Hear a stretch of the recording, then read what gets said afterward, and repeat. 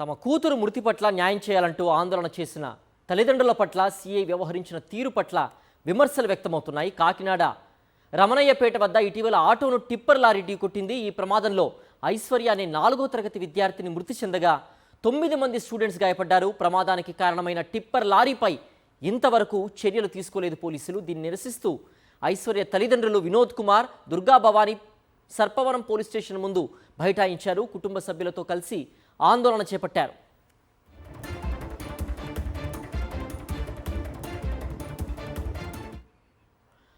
ఆందోళన చేస్తున్న వారి పట్ల ఆగ్రహం వ్యక్తం చేశారు. సర్పవరం సిఐ పెద్దిరాజు వ్యవహరించిన తీరు పట్ల విమర్శలు వ్యక్తమవుతున్నాయి.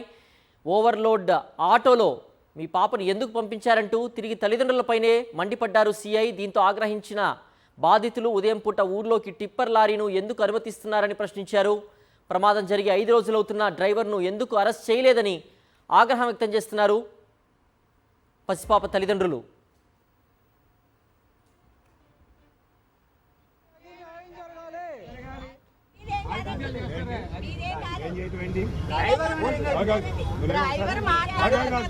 నువ్వేం చేస్తున్నావు?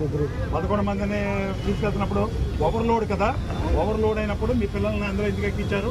ఓవర్లోడ్ ఆటోలో ఎందుకు ఎక్కించారు? తప్పు ఎవరిదే? లారీ వాడు తప్పు, తల్లిదండ్రులు తప్పు, ఆటో వాడు తప్పు, పోలీసులు తప్పు. ఇందులో పోలీసులు మేము ఏం చేసాం?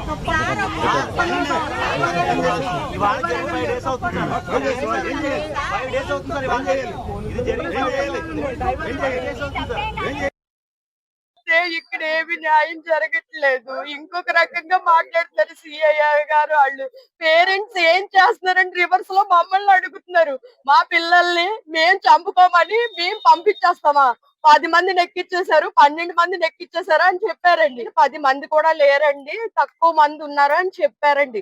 మీ పాపకి సీట్ ఇచ్చి మధ్యలో కూర్చోబెడతానని కూడా నాకు హామీ ఇచ్చారు. ఆయన మీద నమ్మకంతోనే నేను ఆటోలో పంపించానండి. అది కావాలంటే ఇక్కడ డ్రైవర్ గారిని కూడా పిలిచి మేమిద్దరు కాన్వర్జేషన్ అయింది కూడా నేను ప్రూవ్ చేస్తానండి. నారా లోకేష్ గారు కూడా వస్తారు, వీళ్ళు వచ్చారని అన్ని స్టేట్మెంట్లు ఇచ్చారండి. నాకు న్యాయం జరగాలనేసి నేను ఈ పోరాటం చేపట్టాను ఈ రోజు.